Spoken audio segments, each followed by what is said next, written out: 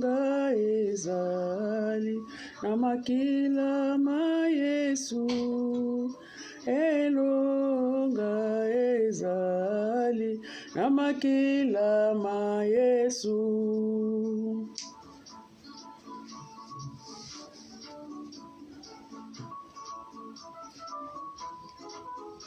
Elonga ezali na makila ma Yesu.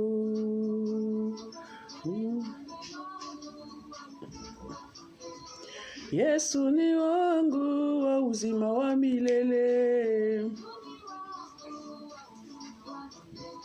Yesu ni wangu wa uzima wa milele.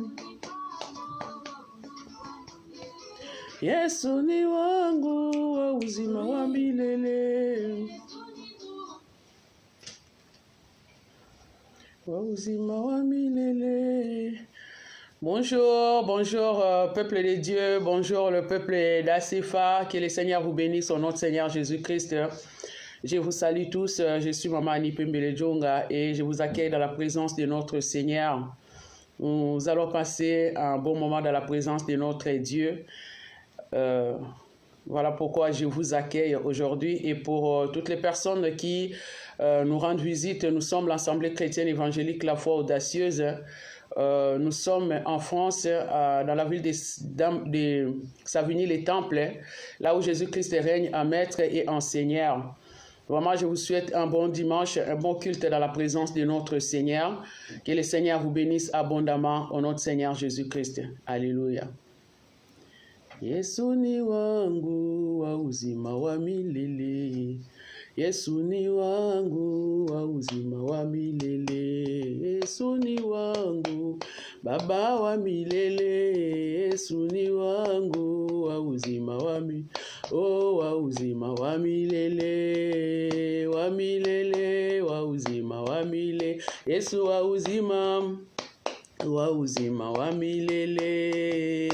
Wa milele, wa uzima wa milele. Wa milele, Yesu ni wangu wa uzima wa milele. Yesu ni wangu wa uzima wa milele. Bato nyonso balobi Yesu azali na bomo. Yesu ni wangu wa uzima wa milele. Bato nyonso balobi Yesu azali mokonzi. Yesu ni wangu wa uzima wa milele. Oh, wa uzima wa milele. Wa milele, wa uzima wa milele. Wa milele, wa uzima wa milele. Wa milele, Yesu ni Bwana, Baba wa milele. Yesu ni wangu wa uzima wa milele. Yesu ni wangu Baba wa milele. Yesu ni wangu wa uzima wa milele. Yesu wa uzima wa milele. Wa milele, wa uzima wa milele. Wa milele, wa uzima wa milele. Wa milele, Yesu wa uzima wa milele. Oh, wa milele, wa uzima. Mungu wa uzima wa milele. Yesu ni wangu wa uzima wa milele. Yesu ni wangu wa uzima wa milele. Yesu ni wangu wa uzima wa milele. Bienvenue, bienvenue, nous vous accueillons dans la présence de notre Seigneur. Notre Seigneur est bon, notre Seigneur est merveilleux. Il nous a réveillés ce matin, il nous a donné la force et il nous a donné la bonne santé. L'idéal, c'est de revenir dans sa présence pour lui rendre des actions de grâce parce qu'il en est digne. Voilà pourquoi chacun de nous vraiment va se rapprocher de ces dieux-là. Chacun de nous va prendre une bonne position devant le Seigneur pour pouvoir élever le nom de notre Dieu. Il est digne d'être loué, il est digne d'être adoré. Il est digne d'être exalté, notre Dieu. Voilà pourquoi nous allons élever le nom de notre Dieu ce matin. Chacun de nous va se positionner, va prendre une bonne position pour pouvoir adorer le Seigneur dans le nom tout-puissant de Seigneur Jésus-Christ de Nazareth. Bienvenue encore une fois de plus dans la présence de Dieu. Nous allons nous concentrer dans la présence de Dieu. Nous allons venir dire merci à ce grand Dieu-là, celui qui nous a réveillés ce matin, celui qui nous a donné son souffle de vie. Bénissons le Seigneur au nom de Seigneur Jésus-Christ. Alléluia. Gloire à ton Saint-Nom, Seigneur. Gloire à toi, l'Alléluia et l'Amen. Gloire à toi, le Dieu de toute suffisance et de toute autorité. Que toute la gloire, l'honneur et la magnificence te reviennent, Seigneur, parce que tu en es digne. Merci, mon Dieu, mon roi, Seigneur, parce que tu nous as protégés. Tu as veillé sur nous, Seigneur. Yahweh, toute cette nuit, Seigneur, tu nous as réveillés ce matin. Tu nous as donné ton souffle de vie, tu nous as donné la force, tu nous as donné, Seigneur, notre Dieu, la joie, tu nous as donné encore, Seigneur, notre Dieu, la bonne santé. Voilà pourquoi nous nous présentons encore, Seigneur, notre Dieu, dans ta présence pour te dire merci d'un cœur reconnaissant. Nous venons, Seigneur, notre Dieu, célébrer ta toute puissance au milieu de nous. Nous venons, Seigneur, notre Dieu, te rendre ce qui te revient de droit, Père éternel. Tu mérites la louange, tu mérites l'adoration, tu mérites, Seigneur, des actions de grâce, mon Dieu, mon roi, et nous venons t'offrir, Seigneur notre Dieu. Sois loué, Yahweh, sois béni, sois célébré parce que tu es Dieu dans le nom tout-puissant Seigneur Jésus-Christ de Nazareth et par le sang de Jésus. Louange à toi, Seigneur. Honneur et magnificence à toi, Yehoshua Mashiach, dans le nom tout-puissant Seigneur Jésus-Christ de Nazareth et par le sang de Jésus. Alléluia. Hosanna au plus haut des cieux. Hosanna à l'agneau de Dieu, Seigneur. Hosanna à toi, l'Alléluia et l'Amen, Seigneur. Oh, les princes de paix, les princes de vie, les princes glorieux. Que ton nom soit béni, Seigneur notre Dieu, dans le nom de Seigneur Jésus-Christ. Alléluia. Oui, mes bien-aimés dans le Seigneur, nous allons nous humilier devant ces grands dieux-là. Chacun de nous va venir vraiment ouvrir son cœur, déchirer son cœur devant le Seigneur. La parole de Dieu nous dit que notre Dieu n'agrée pas la prière d'un pécheur. Alléluia. Nous ne voulons pas vraiment louper cette opportunité-là d'être exaucés par le Seigneur. Bien-aimé dans le Seigneur, l'exaucement de ta prière de ce jour dépend de ton niveau de sanctification, dépend vraiment de ta confession, parce que la Bible dit si nous confessons nos péchés, il est fidèle et juste, non seulement pour nous les pardonner, mais aussi pour nous purifier de toute iniquité. Voilà pourquoi nous allons prendre un moment où nous allons venir dans la présence de Dieu, reconnaître que nous avons péché contre le Seigneur. Nous allons reconnaître les péchés réellement commis et nous allons demander pardon à Dieu pour nos iniquités. Prions le Seigneur. Alléluia. Mon Dieu, mon roi, Seigneur, me voici encore devant ton trône de grâce, Seigneur. Je viens, Yehoshua Mashiach, Seigneur, reconnaître mes torts devant toi, Père éternel. Je viens reconnaître, Seigneur, notre Dieu, Jésus, que j'ai péché contre toi et toi seul, Seigneur.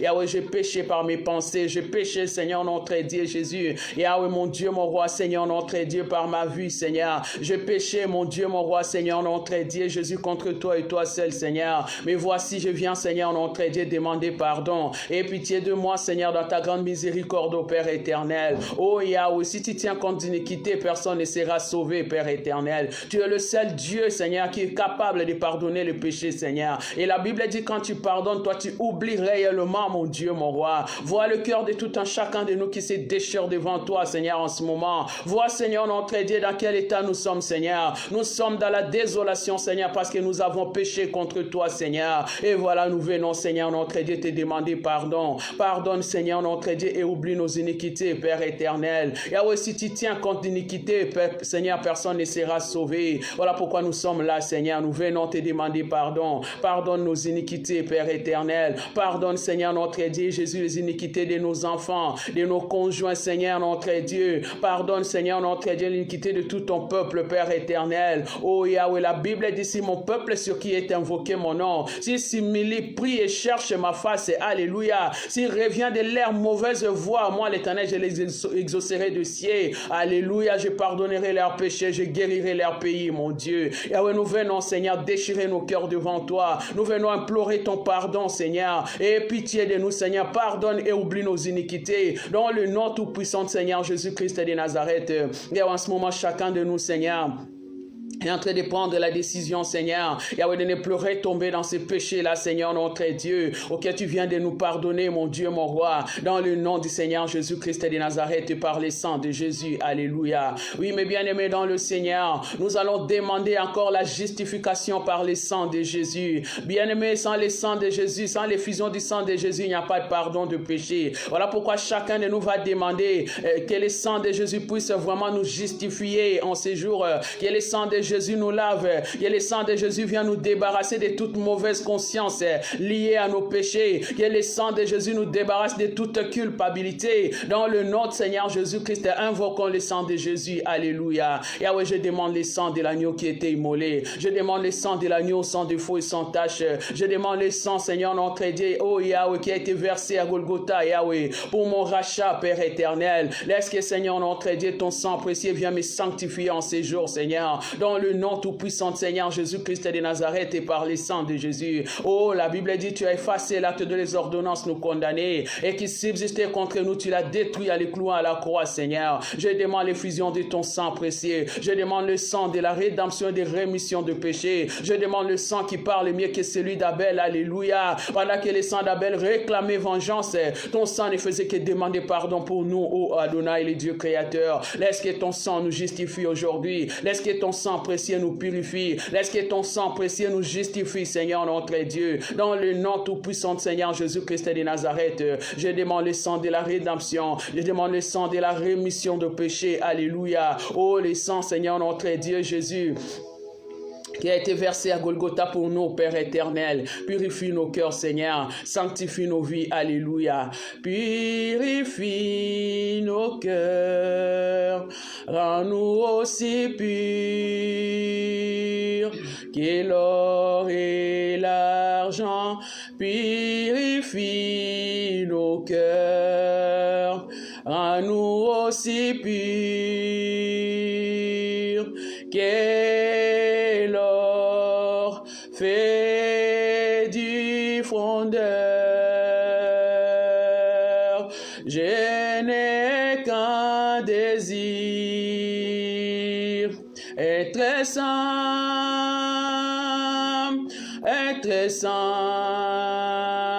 mis à part pour toi, mon roi. Oui, j'ai choisi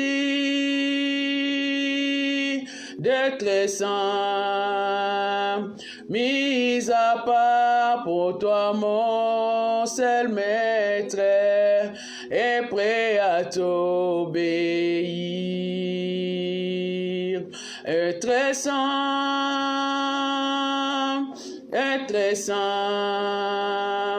mis à part pour toi, mon roi. Oui, j'ai choisi d'être saint, mis à part pour toi, mon seul maître, et prêt à t'obéir. Alléluia, alléluia, alléluia. Peuple de Dieu, nous allons invoquer le Saint-Esprit de Dieu. Nous allons demander la force du Saint-Esprit. Nous allons demander encore la puissance du Saint-Esprit. Jésus-Christ n'a pas voulu nous laisser orphelins. Il nous a promis les consolateurs. Il nous a promis les paraclets, l'Esprit de vérité. La Bible dit, sans l'Esprit de Dieu, nous ne pouvons rien faire. Alléluia. Nous avons besoin de l'Esprit des conseils. Nous avons besoin du Saint-Esprit qui nous aide vraiment à marcher correctement selon le Seigneur. Nous avons besoin que l'Esprit de Dieu vienne imprimer à nous les caractères de Jésus-Christ. Prions le Seigneur, demandons la plénitude du Saint-Esprit. Alléluia. Jéhovah Dieu, Seigneur, me voici encore devant ton trône de grâce, Seigneur. Je viens, Seigneur, notre Dieu, demander la plénitude du Saint-Esprit dans ma vie, ô Père éternel. Je demande, Seigneur, notre Dieu, l'onction de Dieu, la puissance de Dieu. Alléluia. Je demande l'Esprit, Seigneur, notre Dieu, Jésus, qui est descendu sur les apôtres le jour de la Pentecôte. La Bible dit, Alléluia, ô Jéhovah Dieu, Seigneur. L'Esprit de Dieu sonde tout, même la profondeur de Dieu, alléluia. Yahweh, j'ai besoin de ton esprit, Seigneur. Cher Saint-Esprit de Dieu, viens connecter ma pensée à la pensée de Dieu ce matin. Amène-moi encore dans la profondeur de la connaissance de Dieu, alléluia. Amène-moi encore, alléluia, dans la profondeur de la connaissance de Dieu. Cher Saint-Esprit, connecte-moi à la pensée de Dieu. Impacte ma vie ce matin, Seigneur. Impacte ma vie au nom du Seigneur Jésus-Christ de Nazareth. Nous t'accueillons parmi nous, ô cher Saint-Esprit. Nous t'accueillons parmi nous, ô l'onction de Dieu, la puissance de Dieu. Nous t'accueillons parmi nous, ô l'Esprit de Jésus-Christ. Viens agir au milieu de nous. Viens agir dans nos vies, Seigneur. Viens nous connecter à la pensée de Dieu. Alléluia. La Bible dit, alléluia, hosanna à l'agneau de Dieu. Dans les derniers jours, dit l'Éternel Dieu des armées, je répandrai de mon esprit sur toute chair. Alléluia. Et Yahweh, tu as promis, Seigneur notre Dieu, que tu répandras ton esprit sur tes serviteurs et tes servantes en ces derniers temps, Seigneur. Yahweh, déverse sur nous ton Saint-Esprit, Seigneur. Déverse sur nous ton onction, Seigneur. Que l'esprit des conseils vienne imprimer en nous le caractère de Christ. Que ton esprit des conseils vienne imprimer en nous. Alléluia. Alléluia. Yahweh, le caractère de Christ, Seigneur. Dans le nom tout-puissant, Seigneur Jésus-Christ de Nazareth. Esprit de Dieu, viens. Esprit de Dieu, viens. Esprit de Dieu, viens. Nous t'accueillons parmi nous. Nous t'accueillons parmi nous. Dans le nom tout-puissant, Seigneur Jésus-Christ. Viens, Seigneur. Viens, cher Saint-Esprit. Dévoile-nous encore les facettes de notre Seigneur que nous ignorons encore. Dans le nom tout-puissant, Seigneur Jésus-Christ de Nazareth. Et par les sangs de Jésus. Amène-nous encore dans la profondeur. Amène-nous encore dans la profondeur. Amène-nous encore dans la profondeur de la connaissance de Dieu. Alléluia. Dans le nom tout-puissant de Seigneur Jésus-Christ de Nazareth et par les sangs de Jésus. La Bible dit ce sont les choses auxquelles l'œil humain n'a point vu, que l'oreille humaine n'a point entendu, les choses qui ne se sont même pas montées dans le cœur de l'homme, Seigneur. Mais toi, tu nous les dévoiles, Seigneur, par le Saint-Esprit. Alléluia. Nous avons besoin de ton Saint-Esprit. Nous avons besoin de ton Saint-Esprit. Dans le nom tout-puissant de Seigneur Jésus-Christ de Nazareth et par les sangs de Jésus. Gloire à ton saint nom. Alléluia. Gloire à toi, Seigneur, le prince des paix, le prince des vies, le prince glorieux. Gloire à toi, l'agneau de Dieu, l'agneau immolé. Alléluia. Oui, mes bien-aimés dans le Seigneur, la bonne nouvelle de ce matin, c'est que nous avons maintenant accès dans la présence de Dieu. Parce que le Seigneur a pardonné nos péchés. Parce que le Seigneur nous a justifiés par son sang précieux. Parce que le Seigneur nous a encore donné son Esprit Saint. Voilà pourquoi nous allons encore dire merci. Merci pour le pardon de péché. Merci pour cet accès-là. Le Seigneur nous donne accès dans sa présence. Alléluia. La Bible dit un jour dans la présence de Dieu vaut mieux que 1000 ans ailleurs. Nous allons dire merci à Dieu et nous recommandons ces bons moments où nous voulons partager la parole de Dieu entre les saintes mains de Dieu. Nous voulons que le Seigneur puisse vraiment s'adresser particulièrement à tout un chacun de nous. Et nous voulons que l'Esprit de Dieu nous aide à comprendre la parole que le Seigneur veut nous donner, nous enseigner aujourd'hui. Nous voulons vraiment que le Seigneur puisse nous instruire au moyen de sa parole. Parce qu'il est écrit dans la parole de Dieu que toute écriture est inspirée de Dieu et utile pour enseigner, pour éduquer, pour convaincre, même pour corriger, alléluia, afin que nous soyons tous propres et vraiment toute œuvre bonne. Dans le nom de Seigneur Jésus-Christ, prions le Seigneur. Dieu des armées, je viens te dire merci. Merci Emmanuel, merci Elohim, merci à toi le Dieu de toute suffisance et de toute autorité. Merci à toi le prince des paix, le prince des vies, le prince glorieux. Merci Yoshua Mashiach, Seigneur notre Dieu, d'avoir pardonné nos péchés, Seigneur. Yahweh, nous qui étions, Seigneur notre Dieu, éloignés, Seigneur, privés, Seigneur notre Dieu, de ta présence. Yahweh, ce matin, Seigneur notre Dieu, Yahweh, grâce, Seigneur notre Dieu, Papa, à ton pardon, Seigneur notre Dieu, à l'effusion du sang de Jésus-Christ. Yahweh, tu nous as encore redonné l'accès dans ta présence. Tu nous accueilles encore dans ta présence, mon Dieu. Voilà pourquoi nous venons te dire merci, Yahweh. Nous prions, Seigneur notre Dieu, Jésus, pour recommander, Seigneur notre Dieu, Jésus. Yahweh, c'est le moment où nous voulons partager ta parole entre tes saintes mains, Père éternel. Que ta parole, Seigneur notre Dieu, Jésus, Yahweh, soit une lumière à nos pieds, Seigneur notre Dieu, une lampe à nos pieds, Seigneur, et une lumière sur notre sentier. Dans le nom tout-puissant, Seigneur Jésus-Christ de Nazareth, par les sangs de Jésus. Mon Dieu, mon roi, Seigneur notre Dieu, Jésus, nous accueillons, Seigneur notre Dieu, ta présence avec action de grâce, Seigneur. Dans le nom tout-puissant, Seigneur Jésus-Christ de Nazareth, et par les sangs de Jésus. Alléluia. Hosanna au plus haut des cieux, Seigneur, que ton nom soit loué au nom de Seigneur Jésus-Christ. Amen, amen, amen, amen, amen. Nous acclamons le Seigneur, nous acclamons le roi des rois, nous acclamons le Dieu tout-puissant. Alléluia. Jésus,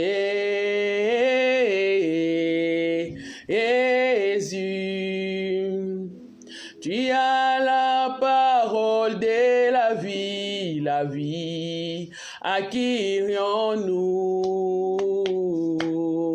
À qui irions-nous? Jésus,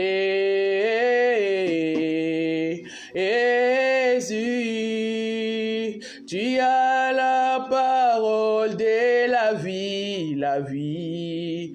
À qui irions-nous? À qui irions-nous? On m'a dit que tu délivrais, délivre-moi, ne me laisse pas tomber. On m'a dit que tu secourais, secours ma vie, ne me laisse pas tomber. Oh Jésus, Jésus,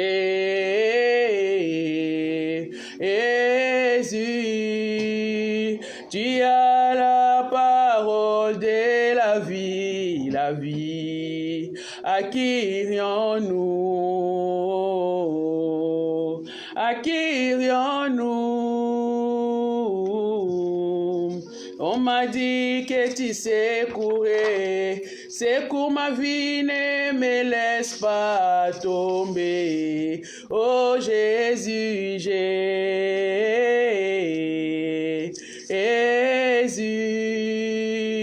tu es la parole de la vie, la vie. À qui irions-nous? À qui irions-nous? Alléluia. Bienvenue dans la présence de notre Seigneur. Notre Seigneur est bon, notre Seigneur est merveilleux. Nous voici arrivés au bon moment, les moments où nous nous mettons à table. Nous voulons manger la nourriture venue du ciel. Nous voulons vraiment être instruits par la parole de Dieu. Donc notre thème d'aujourd'hui c'est « Il n'y a pas de discrimination en Jésus-Christ ». Pas de discrimination en Jésus-Christ. Alléluia. Notre Seigneur est bon. Si vraiment il y a des gens qui savent ce que c'est la discrimination, nous le sommes, nous le savons. Mais aujourd'hui là, Dieu nous dit qu'en lui, il n'y a pas de discrimination. En Jésus-Christ, personne ne peut être discriminé. Donc sans plus tarder, je m'aimerais définir ces mots-là, discrimination. Et quand je suis allé chercher dans le dictionnaire, on nous dit que discriminer quelqu'un, c'est accorder un mauvais traitement à quelqu'un en se basant sur quelques aspects de sa personne. C'est-à-dire, la discrimination, c'est un processus lié au fait d'opérer une distinction concernant une personne ou une catégorie sociale en créant des frontières dites discriminantes. C'est-à-dire, on peut discriminer quelqu'un, on peut mettre quelqu'un à part, on peut malmener ou maltraiter quelqu'un juste parce que elle sort d'une famille quelconque, soit parce qu'elle est d'origine, peut-être d'une région quelconque, ou soit parce que c'est une femme, ou parce que c'est un homme, ou peut-être parce que c'est un blanc, ou c'est un noir. Donc, il y a beaucoup de causes de discrimination aujourd'hui. Mais le Seigneur veut nous dire que pour tous ceux qui viennent à lui, il n'y a pas de discrimination. Pas de discrimination dans le Seigneur. Et sans plus tarder, nous allons prendre nos Bibles dans les livres de Actes des Apôtres, Actes chapitre 8, le verset 26 au verset 39. Nous prenons nos Bibles dans les livres de Actes, Actes chapitre 8, verset 26 à 39. Oui, mes bien-aimés dans le Seigneur, si quelqu'un a la possibilité de nous écrire le thème et les passages bibliques, n'hésitez pas. Nous parlons de la discrimination. Il n'y a pas de discrimination en Jésus-Christ. Et le texte, notre premier texte d'aujourd'hui, c'est Actes chapitre 8, verset 26 à 39. Nous écoutons la lecture avec la sœur Angie Stone. Je lis au nom de Jésus-Christ. Acte 8, verset 26 au verset 39. Amen. Un ange du Seigneur, s'adressant à Philippe, lui dit « Lève-toi et va du côté du Midi, sur le chemin qui descend de Jérusalem à Gaza, celui qui est désert. » Il se leva et partit. Et voici un Éthiopien, un eunuque, ministre de Candace, reine d'Éthiopie, et surintendant de tous ses trésors, venu à Jérusalem pour adorer. Se retourner, assis sur son char, et lisait le prophète Ésaïe. L'Esprit dit à Philippe, avance et approche-toi de ce char. Philippe accourut et entendit l'Éthiopien qui lisait le prophète Ésaïe. Il lui dit, comprends-tu ce que tu lis? Il répondit, comment le pourrais-je si quelqu'un ne me guide? Il invita Philippe à monter et à s'asseoir avec lui. Le passage de l'écriture qu'il lisait était celui-ci.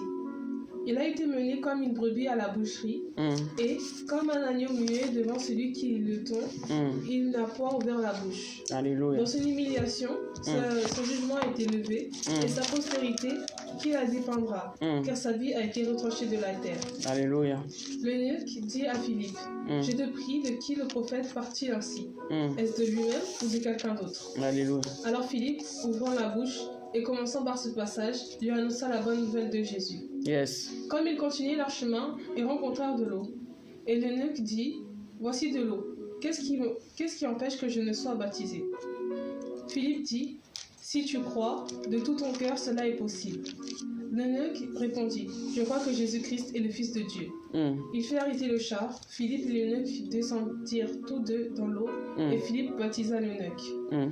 Quand ils furent sortis de l'eau, l'Esprit du Seigneur enleva Philippe, et l'eunuque ne le vit plus. Tandis que joyeux, il poursuivait sa route. Amen, amen, amen, amen, amen. Et nous allons encore prendre la parole de Dieu dans le livre de Deutéronome. Nous prenons la parole de Dieu dans Deutéronome chapitre 23. Nous allons lire juste le premier verset. Deutéronome 23, nous allons lire juste le premier verset. J'ai lu au nom du Seigneur Jésus-Christ, Deutéronome 23, à partir du premier verset. La parole de Dieu nous dit, les personnes exclues de l'assemblée d'Israël. Premier verset, celui dont les testicules ont été écrasés ou l'urètre coupé n'entrera point dans l'assemblée de l'Éternel. Parole du Seigneur. Donc nous voyons ici les premiers textes que nous venons de lire, nous parlent de l'eunuque éthiopien. Cet homme-là était étranger par rapport aux enfants d'Israël et cet homme-là était eunuque. Donc, quand on parle de eunuque, ce sont, je vais vous dire par définition, un eunuque, c'est un homme qui a été castré. C'est-à-dire un homme ayant subi une castration dans son enfance et dont le développement ultérieur a été altéré. C'est-à-dire qu'il y avait des catégories de personnes, notamment des personnes qui servaient le roi. Par exemple, quand Esther est arrivée dans la maison du roi, avant d'aller chez le roi, elle devait d'abord être dans une maison où il y avait des eunuques qui s'occupaient de ces femmes-là. Donc, il y avait des personnes qu'on appelait des eunuques, c'est-à-dire les personnes à qui on les avait castrées, c'est-à-dire on les avait émasculées. C'est-à-dire ces personnes-là, elles ne pouvaient pas avoir des enfants, mais elles étaient là pour servir le roi dans des maisons de femmes, comme par exemple Esther, elle était prise en charge par un eunuque du roi. Et donc, nous voyons ici la parole de Dieu qui nous dit, nous parle de cet eunuque éthiopien-là. Donc, quand nous lisons ce texte-là, nous allons comprendre que cet eunuque-là, il a été castré pour pouvoir être au service de son pays. C'est-à-dire, cet eunuque-là, il n'était pas pauvre. Cet eunuque-là, il était en quelque sorte un ministre, le genre de ministre des Finances en Éthiopie. Mais l'eunuque là, il était étranger aussi à la famille des chrétiens, à la famille des enfants de Dieu. Mais on nous montre ici que l'eunuque là est parti de l'Éthiopie pour venir en Jérusalem pour adorer l'Éternel Dieu des armées. Ce qui était impossible pour eux, selon les textes que nous venons de lire dans Deutéronome. Parce que quand nous regardons dans Deutéronome, il y avait certaines catégories de personnes, Deutéronome chapitre 23, on peut lire du premier verset jusqu'au verset 8, mais nous avons choisi que le verset premier, parce que c'est ce qui nous intéresse directement. Donc, cet eunuque-là, il avait double exclusion pour pouvoir venir dans la présence de Dieu. Premièrement, parce qu'il était étranger, et selon Deutéronome toujours 23, 1 à 8, donc les étrangers ne pouvaient pas entrer dans la maison de Dieu. Et deuxièmement, il était eunuque, c'est-à-dire il avait une déformation, il avait été déformé dans son corps, et donc il ne pouvait plus avoir accès dans la présence de Dieu. Maintenant, nous voyons dans le Nouveau Testament, cet eunuque-là est venu de l'Éthiopie pour venir chercher la face de Dieu. Et on nous montre que l'eunuque-là, en rentrant, il était en chemin et il essayait de lire le texte du livre d'Ésaïe, mais il ne comprenait pas. Alors Dieu envoie les prophètes, le serviteur de Dieu, l'apôtre Philippe, pour aller lui expliquer la parole de Dieu. On peut dire que c'est un peu contradictoire. C'est-à-dire que dans l'Ancien Testament, c'est la loi que Moïse avait reçue de Dieu pour donner aux enfants d'Israël, que les eunuques, les personnes en situation de handicap, les étrangers n'avaient pas la place dans la maison de Dieu. Mais nous voyons dans le Nouveau Testament, Dieu qui lui-même envoie, parce que cet homme-là, il est parti en Jérusalem pour pouvoir adorer le Seigneur. Et en rentrant, c'est-à-dire que son besoin n'avait pas été résolu. C'est-à-dire qu'il avait la soif de connaître la parole de Dieu, mais sa soif n'avait pas été étanchée. Et donc cet homme-là, en rentrant, Dieu qui sait lire le langage du cœur, il a compris les besoins de cet homme-là. Il a envoyé Philippe pour venir le suivre en chemin et lui enseigner la parole de Dieu. C'est très important de comprendre ces textes-là, bien aimés dans le Seigneur. C'est comme nous. La parole de Dieu nous montre que nous n'avions même pas le droit de citer. Nous sommes tous des étrangers. Nous étions tous des étrangers à la parole de Dieu. Hein? Il n'y a qu'à voir comment est-ce que Jésus-Christ il a parlé avec la femme cananéenne. Il dit la nourriture des enfants, on ne peut pas le donner aux petits chiens. Parce que la femme cananéenne était étrangère. Mais Jésus est venu changer quelque chose. La croix de Jésus-Christ est venue changer quelque chose. La croix de Jésus-Christ est venue plaider la cause de toutes les personnes qui étaient discriminées autrefois par la loi. La croix de Jésus-Christ est venue nous remettre, hein, nous donner accès dans le temple de Dieu. Non seulement dans le temple de Dieu, mais dans la présence même du Seigneur. Et nous allons voir qu'en continuant cette lecture-là des Actes 8, nous allons voir qu'à la fin, l'eunuque éthiopien finit par comprendre la parole de Dieu et il s'est fait baptiser. C'est très important, bien aimé dans le Seigneur. Lui qui était eunuque, c'est-à-dire qu'il a été rendu stérile, il a été vraiment castré, il ne peut même pas avoir des enfants. Et il n'avait pas le droit d'accéder dans la maison de Dieu. Mais nous voyons que non seulement il a eu accès dans la maison de Dieu parce qu'il est parti adorer à Jérusalem, mais le Seigneur l'a poursuivi encore en chemin pour lui dire que si tu n'as même pas accès dans la maison de Dieu, tu peux avoir l'accès à la présence de Dieu partout où tu seras. Aujourd'hui, la personne ne peut plus donner une raison de dire que non, je ne suis pas venu dans la maison de Dieu parce que je ne suis pas comme ça, parce que je suis discriminé ou des choses comme ça. Non, bien aimé dans le Seigneur. Ayons l'ouverture d'esprit. Dieu peut venir à notre rencontre partout où nous nous retrouvons. Par exemple, aujourd'hui là, où nous avons décidé de faire notre culte à partir de chez nous. Nous devons vraiment bien nous conduire. Nous devons savoir que Dieu est là. Ce n'est pas parce que je suis chez moi que Dieu n'est pas là. Ce n'est pas parce que je suis en chemin que Dieu n'est pas là. L'eunuque éthiopien, il n'avait même pas demandé à Dieu, viens à ma rencontre. Mais non, c'est Dieu lui-même qui a vu le besoin de son cœur. Parce que Dieu a le monopole du langage du cœur. Il a vu le langage du cœur de cet homme-là. Il a vu le besoin de cet homme-là. Et il a envoyé son serviteur Philippe pour aller à sa rencontre, pour aller vraiment lui prêcher la parole de Dieu comme il se doit. Voilà l'importance aussi de la compréhension, d'une bonne compréhension de la parole de Dieu. Et cet homme-là a fini par donner sa vie à Jésus-Christ, par accepter de passer par les eaux de baptême. C'est très important, bien aimé dans le Seigneur, de comprendre les langages de Dieu, de comprendre la parole de Dieu. Aujourd'hui là, même si nous ne sommes pas discriminés, mais nous-mêmes, nous discriminons aussi dans la présence de Dieu. C'est-à-dire quelqu'un va dire, oh non, moi je ne vais pas venir à l'église aujourd'hui parce qu'on va mal me regarder. Moi je ne vais pas venir dans la présence de Dieu aujourd'hui parce que je ne suis pas bien habillé. Non, mais bien aimé dans le Seigneur, il n'y a pas de discrimination dans la présence de Dieu. Il n'y a pas de discrimination en Jésus-Christ. Jésus a payé les prix les plus chers. Il est parti à la croix de Golgotha pour casser toute cette discrimination-là, pour ouvrir la porte du salut à toutes les personnes qui croiront. Maintenant, c'est l'affaire du cœur. Maintenant, c'est l'affaire de cœur qui se penche vers le Seigneur.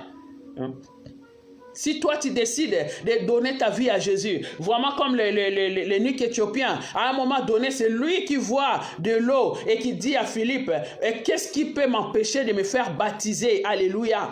Et la réponse de Philippe, c'est que si tu crois réellement, rien ne peut t'empêcher. Voilà ce que Dieu attend de nous. Que nous puissions vraiment croire, après avoir entendu la parole de Dieu, que nous puissions croire réellement et marquer, poser des actes qui nous amènent au salut. Quand nous allons dans la Bible, nous allons dans le livre de 1 Roi chapitre 8, hein, à partir du verset 38, mais moi je vais lire juste 41, nous allons voir la supplication, hein, la prière des supplications qu'a fait le roi Salomon en présentant le temple au Seigneur. Le roi Salomon est en train de dire que quand l'étranger qui n'est pas de ton peuple d'Israël viendra d'un pays lointain à cause de ton nom, car on saura que ton nom est grand, ta main forte et ton bras étendu, quand il viendra prier dans cette maison, exauce-les des cieux, du lieu de ta demeure, et accorde à cet étranger tout ce qu'il te demandera, afin que tout le peuple de la terre connaisse ton nom pour te craindre, comme ton peuple d'Israël, et sachant que ton nom est invoqué sur cette maison que j'ai bâtie. Voilà, nous voyons là la prière du roi Salomon qui se concrétise, qui se réalise, hein, dans la vie de cet eunuque éthiopien. Quand il a fini de bâtir la maison de Dieu, quand il est venu présenter cet ouvrage-là au Seigneur, il a commencé à prier, il a imploré le Seigneur, il a supplié le Seigneur pour beaucoup de cas. Hein. Quand nous lisons à partir du verset 38, nous allons voir que nous sommes vraiment dans ces moments où nous traversons. Il est en train de dire que quand il y aura des pandémies, quand il y aura des maladies, mais quand ce peuple-là se retournera vers toi en regardant vers Jérusalem, exauce ce peuple-là. Et là, il est en train de dire que parce que ton nom sera, hein, grand, ton nom, on entendra parler de ton nom partout. Ton nom sera reconnu partout. Alors quand les étrangers là, qui entendront parler de ton nom, se déplaceront, viendront à Jérusalem pour chercher ta face, accorde-leur ce qu'ils te demanderont. Et c'est ce qui s'est passé dans la vie de l'eunuque éthiopien. Le Dieu qui sait comprendre le langage du cœur, il a compris le langage du cœur, le besoin de l'eunuque éthiopien, avant même qu'il ouvre sa bouche, hein, pour venir demander quoi que ce soit au Seigneur. Dieu a compris son langage. Et par la même occasion, Dieu répond à la prière du roi Salomon, et Dieu, hein, se manifeste encore, répond aux besoins de cet eunuque éthiopien. Pas de discrimination dans la maison de Dieu. Personne ne peut discriminer l'autre dans la maison de Dieu. Jésus-Christ est venu par sa croix abolir toute discrimination. Il n'y a personne qui peut être discriminé dans la présence de Dieu. C'est pour ça que la maison de Dieu est toujours ouverte. La maison de Dieu, personne ne peut empêcher l'autre de venir dans la présence du Seigneur. Cet homme-là, il était doublement discriminé, c'est-à-dire il était étranger et il était devenu handicapé. Mais il n'avait pas le droit d'entrer dans la maison de Dieu. Nous allons voir quand on regarde dans le livre d'Ésaïe, quand on regarde dans Ésaïe, nous allons voir que Ésaïe 39, 5 à 7, nous allons voir que quand Dieu a voulu punir le roi Ézéchias, Dieu lui a dit que à un moment donné, toutes les personnes de ta maison, tout ce que tu as dans ta maison sera déporté à Babylone. Et tes enfants seront castrés là-bas. Tes enfants deviendront des eunuques qui serviront le roi de Babylone. C'est-à-dire que c'était vraiment quelque chose de terrible d'être eunuque en ce moment-là.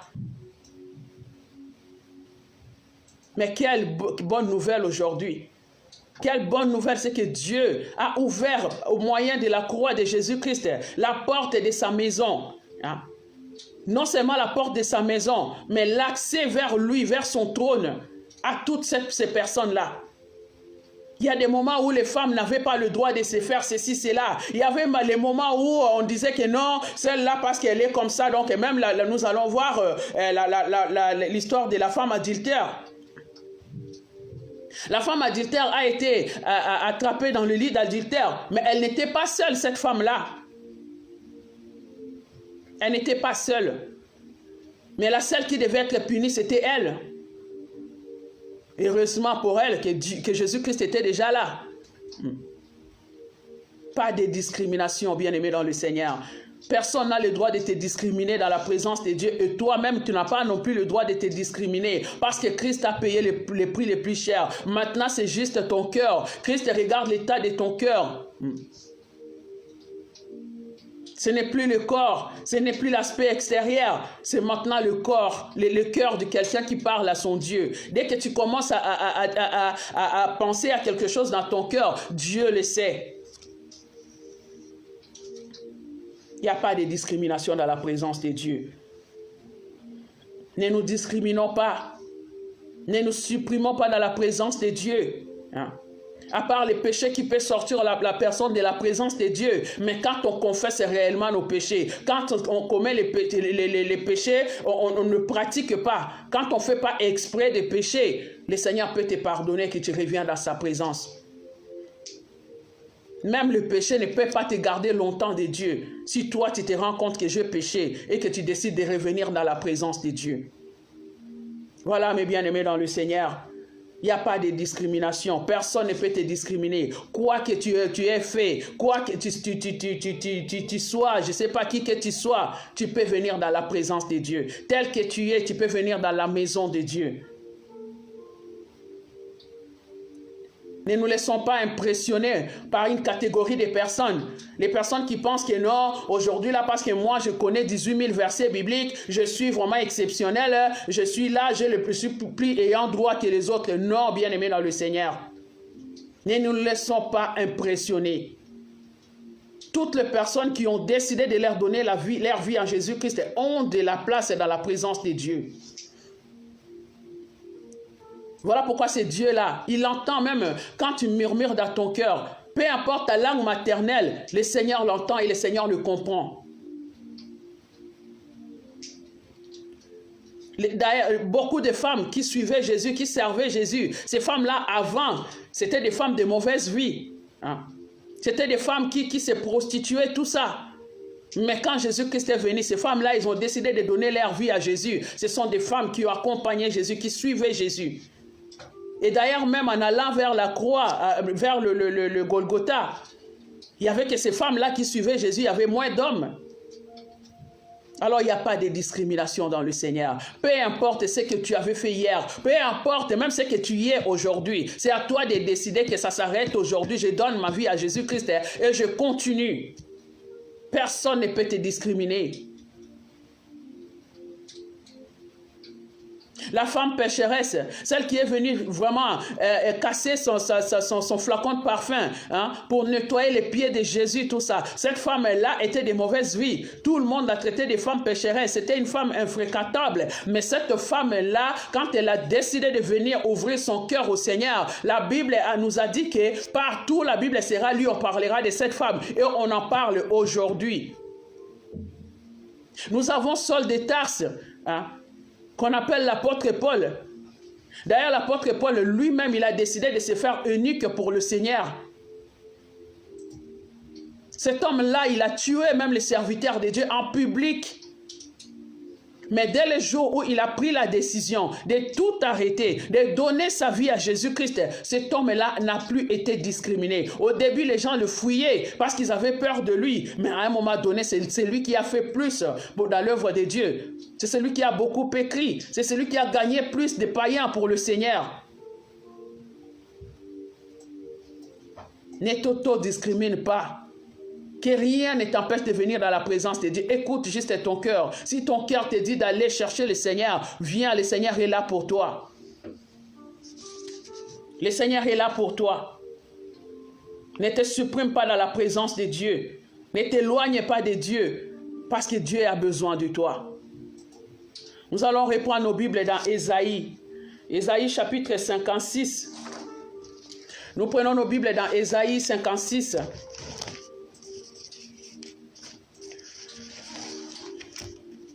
Ésaïe chapitre 56, versets 4 à 5. Je lis au nom de Seigneur Jésus-Christ, Ésaïe 56, versets 4 à 5.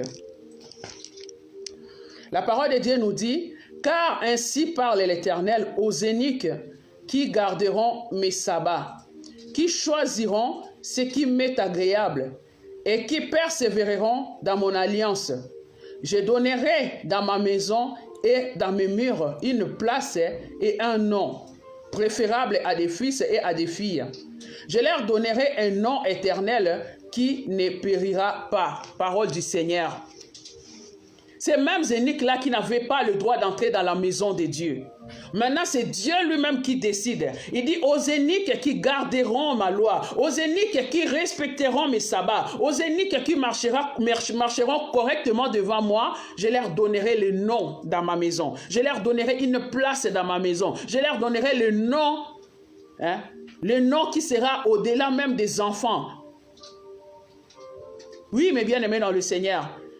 Ils sont eunuques, ils sont castrés, ils ne peuvent pas se reproduire, ils ne peuvent pas avoir des enfants.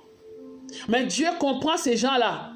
Dieu ne leur promet pas de changer leur situation d'eunuque. Mais il leur dit, si vous changez votre positionnement devant moi, si vous marchez dans ma crainte, si vous obéissez à ma voix, si vous obéissez à ma parole, moi je vous donnerai une place de choix dans ma maison. Je vous donnerai une place de choix dans ma maison. Aujourd'hui, là, si nous nous arrêtons seulement à discriminer les gens, il y a beaucoup de personnes, quand quelqu'un entre dans l'église, on lui regarde d'une façon, on se dit, ah oui, tu la vois là, c'était une prostituée hier. On passe tout notre temps à nous rappeler du passé des gens. Or, nous, on ne sait pas lire le langage du cœur de personne. Pendant que toi, tu es en train de te rappeler du passé de cette personne-là, pendant que toi, tu es en train de discriminer cette personne-là par rapport à ce qu'elle avait déjà commis, tu ne sais pas si cette personne-là a réparé sa relation avec le Seigneur. Pendant que toi, tu es en train de condamner cette personne-là, parce que toi, tu sombres dans le péché en condamnant cette personne-là, Dieu est en train de donner une place de choix dans sa maison à cette personne-là. Attention, bien-aimés dans le Seigneur. Attention à nous qui discriminons les gens même sans se rendre compte dans la maison de Dieu. Beaucoup d'entre nous sommes là en train de regarder les gens, condamner les gens par rapport à leur passé, condamner les gens par rapport à ce que la personne vient de commettre. Mais on ne sait pas quand est-ce que cette personne-là s'est retournée vers le Seigneur. On ne connaît pas les liens qui unissent cette personne-là avec son Dieu. On ne connaît pas la façon dont cette personne-là parle avec son Dieu. Bien aimé dans le Seigneur, l'eunuque éthiopien n'avait même pas ouvert sa bouche pour demander l'aide de Dieu. Mais Dieu lui-même a compris son besoin. Il a envoyé quelqu'un pour venir à sa rencontre. Ne nous permettons pas de discriminer les gens. Toi qui discrimines les gens pour le péché que tu vois physiquement, sache-le que spirituellement tu es discriminé toi aussi. Parce que spirituellement, quand tu pêches comme ça, là, tu n'as plus accès dans la présence de Dieu. La maison de Dieu est ouverte à tout le monde. Christ est parti à la croix pour pouvoir vraiment faire tomber toute discrimination et accueillir tout le monde dans sa présence. Alors ne soyons pas là en train de juger les autres, en train de les condamner. La femme là qui a versé le parfum sur la tête de Jésus, elle a été discriminée. Et Jésus même a été discriminé par le biais de cette femme-là. La personne qui a accueilli Jésus dans sa maison, il est en train de dire, ben, cet homme-là, il n'est pas vraiment un vrai serviteur de Dieu. Parce que s'il était un vrai serviteur de Dieu, il aurait su que la femme là qui vient lui verser du parfum, qui le touche même, c'est une femme pécheresse. Aujourd'hui là, on se permet de discriminer les gens, on se permet de calomnier les gens, juste parce que nous voyons de loin. Mais tu ne connais pas le fond de cette relation qu'a cette personne-là avec son Dieu. J'aime les serviteurs de Dieu, j'aimais ces serviteurs de Dieu là, Alain Moloto qui disait, quand l'homme qui ne peut pas voir le cœur de quelqu'un est en train de condamner, le Seigneur qui voit le cœur de quelqu'un, il est en train de compatir. Soyons compatissants au lieu de discriminer. Soyons compatissants au lieu de nous mettre à juger les autres, à condamner les autres. Non. Quand tu te permets de juger quelqu'un, tu te condamnes toi-même dans la présence de Dieu. Ces eunuques-là, ils n'avaient pas le droit selon la loi. Mais quand Christ est venu, le Seigneur a tout aboli. Le Seigneur a tout changé les choses. Il leur a donné accès dans sa présence. Bien-aimé dans le Seigneur, ce n'est pas seulement dans le temple qu'on peut croiser le Seigneur. Aujourd'hui, là, on peut croiser le Seigneur n'importe où, du moment que ton cœur est disposé. Tu peux être dans le marché, tu peux être sur ton lieu de travail, tu peux être même aux toilettes, tu peux parler avec ton Dieu. Alors, on n'attend pas les gens qui viennent dans le temple ou dans l'église pour pouvoir les discriminer. Parce que tu ne sais pas, en quittant chez elle, jusque dans l'église, qu'est-ce qu'elle s'est dit avec son Dieu. Ne soyons pas comme les pharisiens qui étaient en train de discriminer les publicains, même dans sa prière vis-à-vis du Seigneur. Bien-aimé dans le Seigneur, il y a des personnes qui se permettent de discriminer les autres, même pendant leur prière. Oh Seigneur, je te bénis du fait que moi, je ne sois pas comme ces publicains-là qui est à mes côtés, qui ne marche pas dans ta crainte. D'où tu connais que cette personne-là ne marche pas dans la crainte de Dieu? Connais-tu réellement la profondeur d'une relation, de la relation d'une personne avec son Dieu?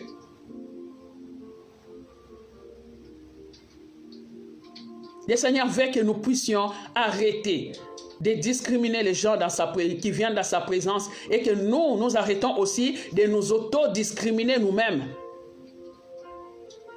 Quand on s'auto-discrimine nous-mêmes, c'est-à-dire que notre état n'est pas correct devant le Seigneur. Plutôt que de te discriminer toi-même, plutôt que de garder cette mauvaise conscience-là en toi, plutôt que de prendre tout ton temps et rester là dans la culpabilité, fais le nécessaire. Reviens dans la présence de Dieu. Demande pardon à Dieu. Demande sincèrement pardon à Dieu et demande que le Seigneur te lave par le sang de Jésus. Parce que le sang de Jésus a été versé pour ça. Et tu verras que la main de Dieu se posera sur toi. Et tu verras que le Seigneur interviendra dans ta vie. Et tu verras que le Seigneur te pardonnera. Et la paix de Dieu qui surpasse toute intelligence trouvera de la place dans ton cœur. Ne reste pas éloigné de Dieu. La parole de Dieu est là pour nous reconduire dans la présence de Dieu. Quand nous regardons dans la Bible, nous allons voir les disciples de Jésus-Christ qui partaient sur le chemin d'Emmaüs. Ils étaient déçus dans leur cœur. Ils se disaient que non, mais le Seigneur, il avait promis qu'il allait faire ça, mais il ne s'est pas manifesté. Mais même pendant leur regret là, pendant leur discours là, pendant leur au cours de leur déception là, le Seigneur est venu à leur raconter, mais ils n'ont même pas compris. Or, en ce moment-là, s'il y avait des personnes qui devaient comprendre, les choses, c'était eux, parce qu'ils ont passé beaucoup de temps à côté du Seigneur, avec le Seigneur même. Quand le Seigneur parlait en parabole aux autres, le Seigneur venait interpréter ces paraboles-là auprès de ses disciples. Mais nous voyons qu'à ce moment-là, ils étaient égarés. Et même dans leur égarement, même quand le Seigneur est venu à leur raconter, ils n'ont pas compris. Ils n'ont pas compris. Et le Seigneur leur a dit, souvenez-vous, n'était-il pas écrit que le Christ devait souffrir? Avant de te mettre à discriminer quelqu'un, avant de te mettre à calomnier quelqu'un, avant de te mettre à être l'occasion de chute pour les autres, souviens-toi qu'est-ce qu'il y a écrit dans les Écritures. Qu'est-ce qu'il y a écrit dans les Écritures? Moi, dans ma Bible, la parole de Dieu me dit, dans Galates chapitre 3, versets 26 à 29, qu'il n'y a plus de Grecs, il n'y a plus d'hommes, il n'y a plus de femmes, il n'y a plus de Juifs. Nous sommes tous un par la foi en Jésus-Christ et nous sommes un dans la présence de Dieu. Nous sommes tous enfants de Dieu. Toutes les personnes qui ont décidé d'avoir foi en Jésus-Christ, toutes les personnes qui ont donné leur vie en Jésus-Christ, il n'y a ni homme, ni femme, ni grec, il n'y a plus de différence. Nous sommes tous enfants de Dieu. Alors arrête de discriminer les autres. Arrête de penser que tu es plus enfant de Dieu que les autres.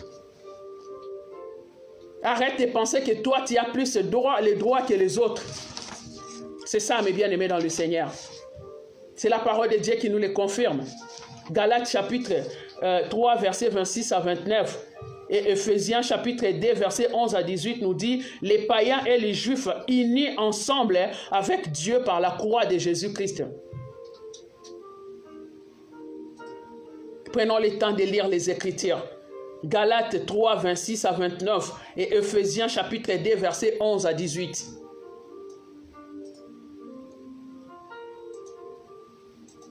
Dieu ne fait plus exception de personne. Du moment que toi, tu décides de lui donner ta vie, il t'accepte dans sa présence. Nous voyons Corneille. Corneille qui était le premier païen à donner sa vie à Jésus-Christ. Corneille aussi était étranger. Corneille était romain. Il n'était pas juif. Mais Dieu a vu son besoin. Corneille, il a vu le Seigneur. Avant même que le Seigneur n'aille demander à l'apôtre Pierre de venir travailler pour la conversion de Corneille. Mais la Bible dit, l'ange de l'Éternel est apparu à Corneille, qui était étranger, bien-aimé dans le Seigneur. Et quand Dieu est parti montrer la vision à l'apôtre Pierre, Dieu lui disait, tue et mange. Il dit, non, non, non, non, non, je ne vais pas m'essuyer avec ça. Attention, bien-aimé dans le Seigneur. Attention à ce que cette discrimination-là nous cause notre place dans le royaume des cieux. Attention. Tu passes ton temps à discriminer les gens, mais tu t'oublies que toi-même, tu es dans l'état de péché. Quand tu te permets de discriminer les gens, comme tu ne connais pas le cœur de cette personne, si cette personne-là s'est déjà repentie devant le Seigneur, et que toi, tu continues de discriminer cette personne-là, toi, tu restes dans l'état de péché. Tu n'as plus de la place dans la présence de Dieu, mais cette personne-là, elle est sauvée. Nous allons beaucoup être choqués ces jours-là. Nous allons être vraiment choqués ces jours-là. Comme le riche qui a été choqué de voir que quand il regarde dans le sang d'Abraham, il trouve les pauvres et Lazare, et que lui qui était riche, il se retrouve en enfer. Faisons très attention. Je me rappelle quand moi j'étais encore à l'école, on apprenait un texte qui disait les curés de Kikinyan. C'est-à-dire les curés là, ils voyaient que ces Kikinyanais, ils marchaient correctement, ils se disaient vraiment, s'il y a vraiment des gens qui doivent vraiment entrer au ciel, ce sont mes Kikinyanais, parce qu'ils viennent tout le temps à l'église, parce qu'ils sont là vraiment, ils se dévouent vraiment dans l'œuvre de Dieu, ils sont gentils, ils se conduisent bien. Mais les jours où ce curé là est décédé, on nous montre qu'il est parti directement au paradis pour voir s'il y avait ces Kikinyanais, et il n'y avait personne. Il est parti même dans le purgatoire. Il n'y avait personne. Il a trouvé tous ces Kikinyanais en enfer, bien-aimés dans le Seigneur. Ne nous trompons pas avec ce que nos yeux voient. L'affaire de Dieu, c'est l'affaire du cœur. Ce n'est pas l'affaire des yeux.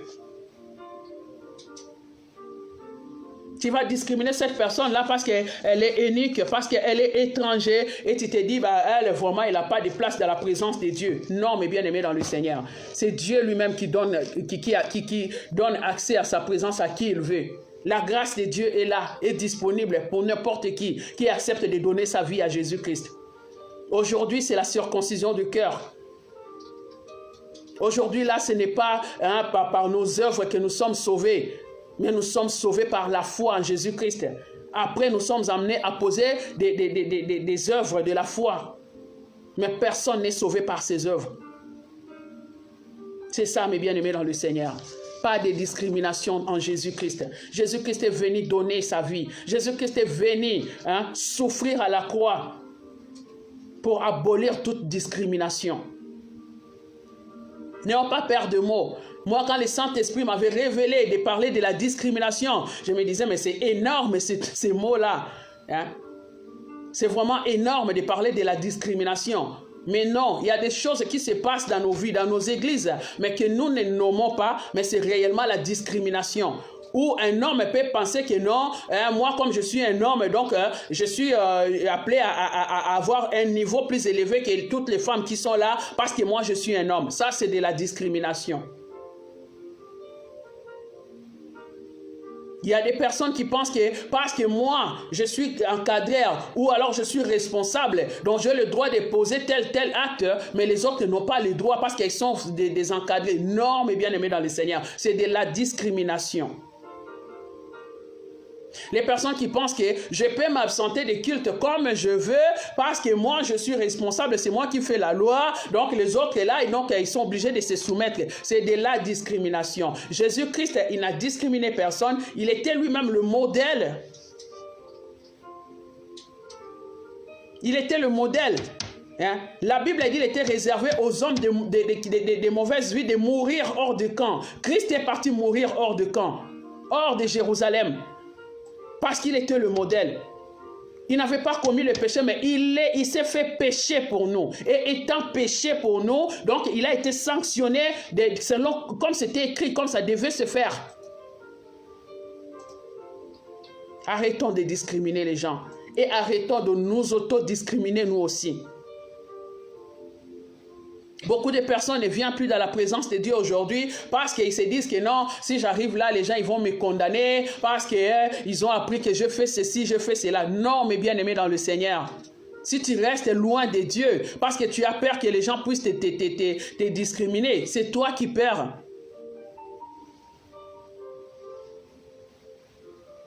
C'est toi qui perds. Prends juste la décision de revenir. Bien-aimé dans le Seigneur, s'il y a vraiment un texte qui doit nous parler vraiment, c'est le texte de l'enfant prodigue. Cet enfant-là, il a fait du mal à son papa. Il a pris son héritage avant même que son père ne soit décédé. Il est parti tout dilapidé. Mais la Bible nous dit que quand il a commencé à souffrir, à un moment donné, il s'est dit, je vais m'asseoir moi-même. Il n'avait pas besoin de quelqu'un pour lui dire qu'assieds-toi et réfléchis. Mais lui-même, il a réfléchi. Il dit, non, je vais retourner vers mon père. Je vais lui demander pardon. Il n'a pas tenu compte que les gens allaient le discriminer. Il n'a même pas tenu compte que mon frère allait dire que non, j'ai échoué. Il n'a même pas tenu compte que mon papa peut me chasser. Mais il est revenu dans la présence de Dieu. Quand il est rentré, son papa l'a vu de loin. Il l'a accueilli, il lui dit, lavez-les, habillez-les correctement, on va faire une fête parce qu'il était mort, il est revenu à la vie. Ce qui est important, c'est que quand son frère arrive, son frère veut le discriminer. Il veut dire que non, lui, il a tout dilapidé, il est parti. Le papa lui dit, mais c'est pas moi qui t'avais empêché de prendre tout ce que tu en as besoin ici. Ne nous conduisons pas comme si cette prostituée-là qui était prostituée hier, qui vient dans la présence de Dieu aujourd'hui, il va occuper toute la place dans la maison de Dieu et toi tu n'auras plus de place. Non. Ne nous conduisons pas comme des enfants qui jalousent les autres enfants pour dire que non, papa a donné autant de bonbons à l'autre et moi non. Il y a toujours de la place dans la maison de Dieu. Il y a toujours de la place. Alors ne crois pas que si tu discrimines l'autre, du coup toi tu occupes toute la place là et le royaume de Dieu ne t'appartiendra qu'à toi. Non. Non, mes bien-aimés dans le Seigneur. Et sachant aussi que si nous ne savons pas revenir dans la présence de Dieu, Dieu va ouvrir la porte. Nous souvenons-nous de l'histoire des noces. Quand le monsieur là, il a préparé son festin, il a invité tout le monde et tout le monde a donné une raison, il ne voulait pas venir, mais il a ouvert sa porte à n'importe qui, à condition qu'on soit habillé en habit de fête. Maintenant, c'est ton cœur qui doit se retourner vers le Seigneur. Ton cœur doit être penché vers le Seigneur. La Bible nous dit dans Ésaïe que l'eunuque ne dit pas que non, je suis un arbre sèche. Je ne suis pas un arbre sec parce que le Seigneur lui-même il te donnera ce qui dépassera même les enfants à tes yeux. Le Seigneur te donnera une place de choix dans sa maison. C'est très important, mes bien-aimés dans le Seigneur. Et pour clôturer, nous allons prendre nos Bibles dans Matthieu. Matthieu chapitre 10. Matthieu chapitre 10. Nous allons lire le verset 11 à 12. Matthieu chapitre 10, verset 11 à 12. Matthieu chapitre 19, verset 11 à 12. Matthieu 19, 11 à 12. Je lis au nom de Seigneur Jésus-Christ. Je vais commencer au verset 10. Ses disciples lui dirent, si telle est la condition de l'homme à l'égard de la femme, il n'est pas avantageux de se marier. Il leur répondit, tous ne comprennent pas cette parole, mais seulement ceux à qui cela est donné. Car il y a des eunuques qui le sont dès le ventre de leur mère. Il y en a qui le sont devenus par les hommes et il y en a qui se sont rendus eux-mêmes eunuques à cause du royaume des cieux. Que celui qui peut comprendre, comprenne. Donc nous voyons ici, c'est toujours les pharisiens dans le but de piéger Jésus. Il vient lui poser la question sur le mariage. Que non, toi tu ne veux pas que les gens puissent divorcer, mais pourquoi est-ce que Moïse, dans sa loi, a demandé aux personnes de pouvoir divorcer en cas de tromperie? Mais Jésus leur dit que Moïse, il a répondu à cette... il vous a donné cette solution-là juste parce que vous avez trop insisté. Mais Dieu ne veut pas que les gens puissent divorcer. Voilà. Et donc, ces disciples, ils ont dit, ben, dans ces cas-là, donc l'homme sera heureux de ne pas se marier. Alors, Jésus leur répond, il dit, c'est pas tout le monde qui comprend cette parole-là. Il y a seulement les gens à qui cette parole-là s'adresse, qui comprennent cette parole-là. Il dit au verset 12, car il y a des eunuques qui le sont de naissance. C'est-à-dire qu'il y a des personnes qui naissent carrément en situation de handicap, qui ne peuvent pas se reproduire. Des personnes qui naissent sans la possibilité de se reproduire. Et il dit, il y en a de ceux qui les deviennent par la violence des humains. C'est-à-dire que, par exemple, comme Dieu dans Ésaïe, il a dit à Ézéchias qu'à un moment donné, tes fils seront castrés pour être au service du roi de Babylone. C'est-à-dire que vraiment le roi décide que pour que cet homme-là puisse me servir, il doit être castré. Aujourd'hui, là, on n'est pas à l'abri des dangers. C'est-à-dire que, par exemple, à l'est de la République démocratique du Congo, comme il y a vraiment des guerres entre le Rwanda, tout ça là, et donc, pour éviter que les Congolais puissent se reproduire, puissent se multiplier en quantité, donc, ils sont en train de violer des femmes, de castrer les hommes, pour pas qu'il y ait des reproductions. Parce que plus l'armée en face se reproduit, plus il y aura de la population, plus la guerre sera vraiment difficile à gagner. Et donc, il y a des personnes qui naissent eunuques, ce n'est pas leur décision. Et il y a certaines personnes qui sont devenues eunuques par les humains, c'est-à-dire soit pour aller servir un roi, soit par violence, c'est la violence des humains, donc il a été castré comme ça. Et il y a des personnes qui les deviennent volontairement pour le besoin du royaume des cieux. Par exemple, comme l'apôtre Paul, il avait décidé de ne pas se marier, de ne pas se reproduire pour être libre de servir le Seigneur comme il se devait. C'est ça, ce que Dieu dit ici. C'est-à-dire qu'il y a des eunuques aujourd'hui qui peuvent, toi-même, c'est ton choix, tu décides que non, je vais devenir eunuque, je ne veux pas me reproduire, mais je vais me mettre au service de Dieu. Alors ne juge pas, ne mélange pas tout le monde dans le même sac pour dire que non, lui il est eunuque et donc il n'a pas besoin d'être dans la présence de Dieu. Parce que si on regarde ces textes-là, du coup, la loi devient injuste pour les eunuques qui naissent eunuques, parce qu'il n'a rien demandé pour pouvoir naître eunuque. Et là, ça devient aussi injuste pour l'eunuque qui n'a rien demandé, mais qui a été castré, parce que peut-être ses parents ont décidé que si mon fils se fait castrer, il sera au service du roi, donc il sera vraiment dans le gouvernement, il gagnera beaucoup d'argent. Mais ce n'est pas sa décision. C'est-à-dire que la loi là sera aussi pénalisante pour les eunuques qui décident de par eux-mêmes. Alors arrêtons de discriminer les gens, soi-disant parce que cette personne-là, je l'ai vu parler à quelqu'un ou dire bonjour à quelqu'un ou des choses comme ça. Prenons le temps de chercher la face de Dieu. Quand tu trouves que quelqu'un s'est conduit mal ou des choses comme ça, prie plutôt pour cette personne-là. Nous avons vu dans un roi, que le roi Salomon, qui était roi, tout roi qu'il était, après avoir bâti la maison de Dieu, le temple de Dieu, mais il a pris le temps de prier pour tout le peuple. Et nous avons vu que l'eunuque éthiopien, quand il s'est converti, c'était en même temps l'exaucement de la prière du roi Salomon. Prenons le temps de lire la parole de Dieu correctement. Prenons le temps de comprendre correctement la parole de Dieu. Ce qui empêchait cet eunuque-là de donner sa vie à Jésus-Christ, c'était qu'il ne comprenait pas les textes qu'il lisait. Mais Dieu, heureusement que Dieu est venu à sa rencontre par le biais de Philippe. Le Seigneur qui nous accueille dans sa présence ne nous discrimine pas.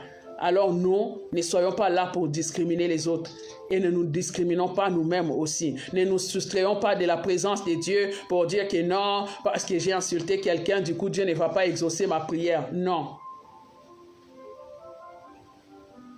Quand on pêche exprès, quand on fait exprès de pécher, on sait que cette chose-là est mal, mais on le fait. C'est en ce moment-là qu'on doit craindre pour sa vie parce que le Seigneur ne pardonnera pas les péchés commis exprès.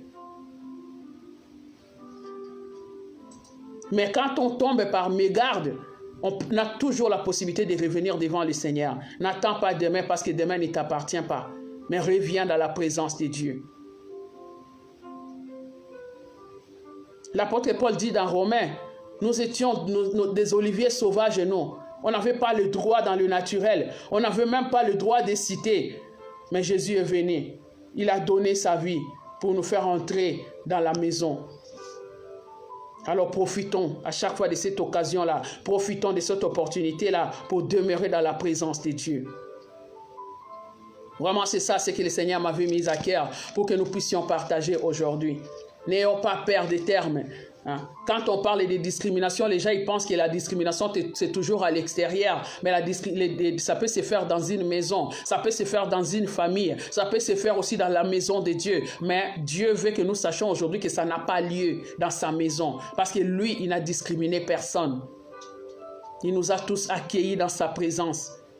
Que l'on soit juif, que l'on soit grec, que l'on soit homme, que l'on soit femme. L'important, c'est d'avoir donné sa vie à Jésus. L'important, c'est de craindre le Seigneur. L'important, c'est de marcher dans la crainte de Dieu.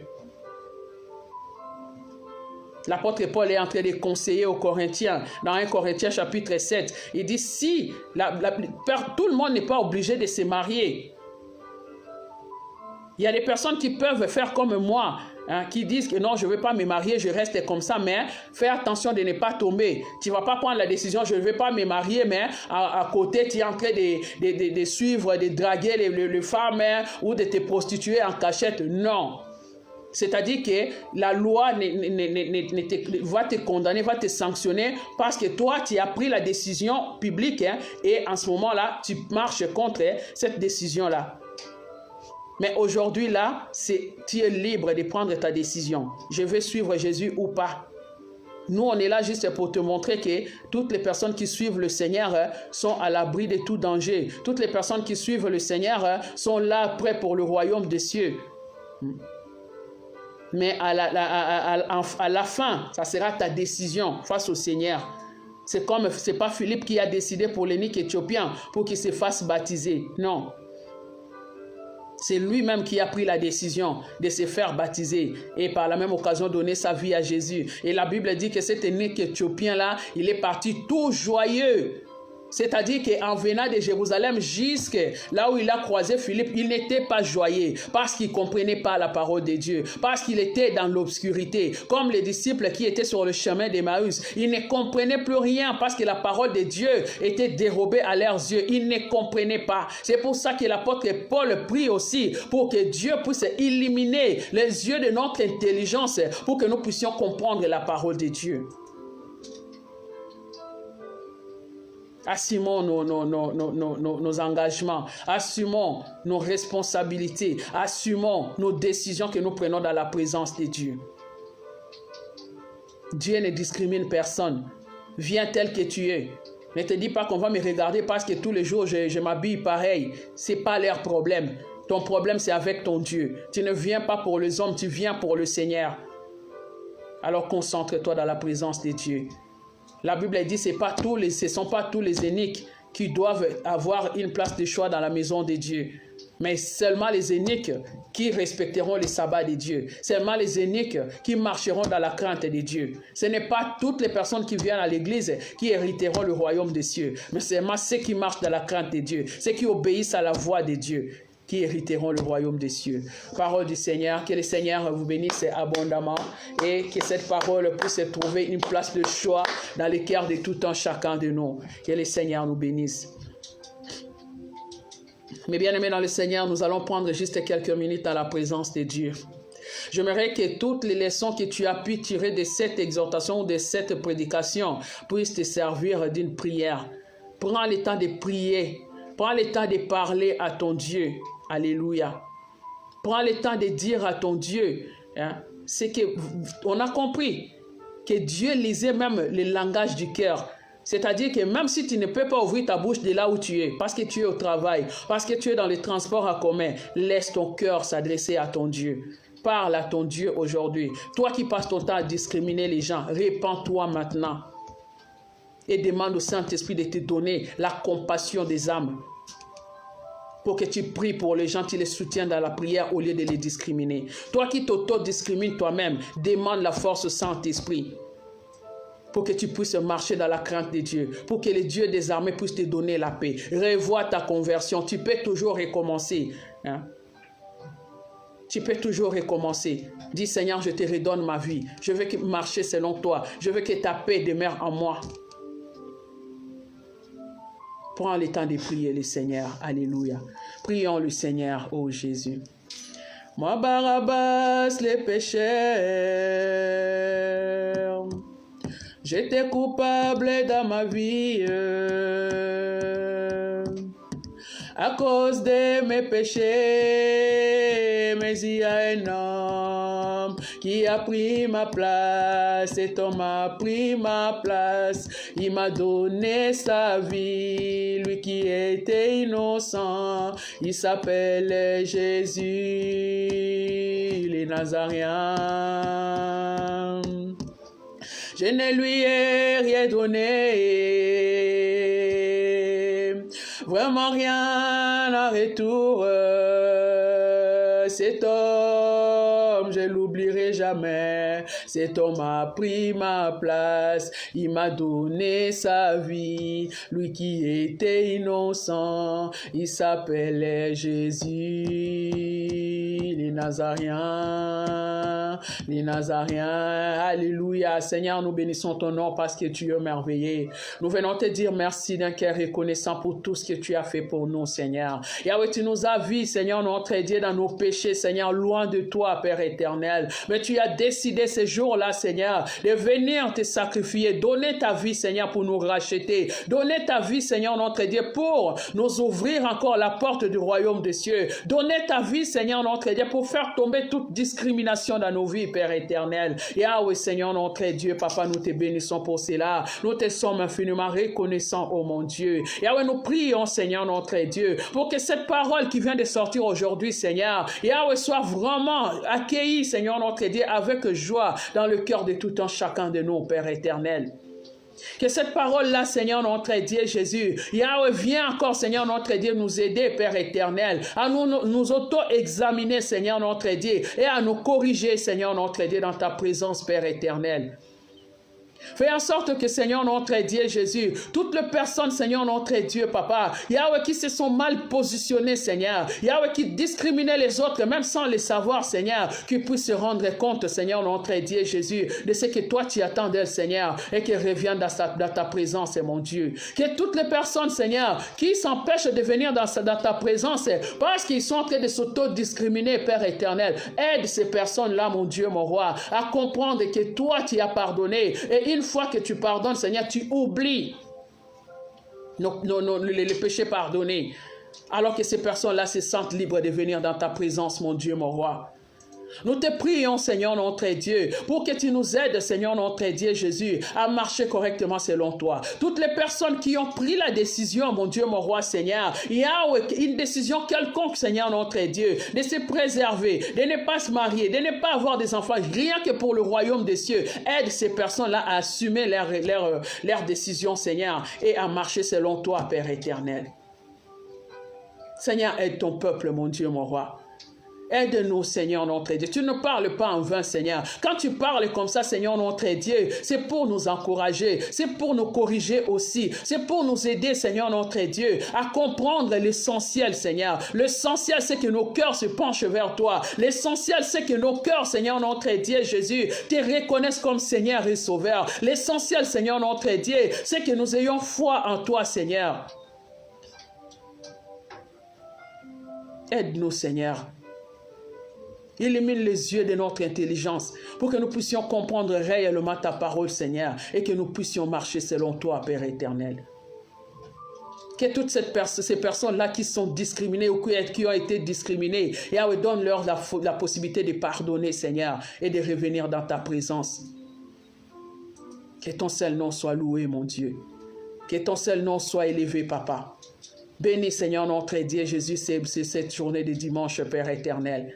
Yahweh, nous voyons que par le biais de la conversion, Seigneur, notre Dieu, de l'unique éthiopien, tu as par la même occasion, Seigneur, Yahweh, Seigneur, notre Dieu, exaucé la prière, Seigneur, notre Dieu, Yahweh, du roi Salomon. Et nous te prions aussi. Nous sommes en train de traverser le moment de crise. Nous sommes en train de traverser le moment de pandémie. Yahweh, nous nous tournons vers toi, Seigneur. Ce n'est pas vers Jérusalem physique que nous nous tournons, mais nous nous tournons vers toi, notre Jérusalem spirituel, Père éternel. Alors, mon Dieu, mon roi, Seigneur, accorde le salut, accorde la paix, Seigneur, accorde la délivrance, accorde la guérison, mon Dieu, accorde-nous la joie, Père éternel, dans le nom tout-puissant de Seigneur Jésus-Christ de Nazareth. Que ton nom soit loué, mon Dieu. Que ton nom soit béni au nom de Seigneur Jésus-Christ. Merci, Seigneur Jésus-Christ. Amen, amen, amen, amen, amen. Soyez tous bénis au nom de Seigneur Jésus-Christ.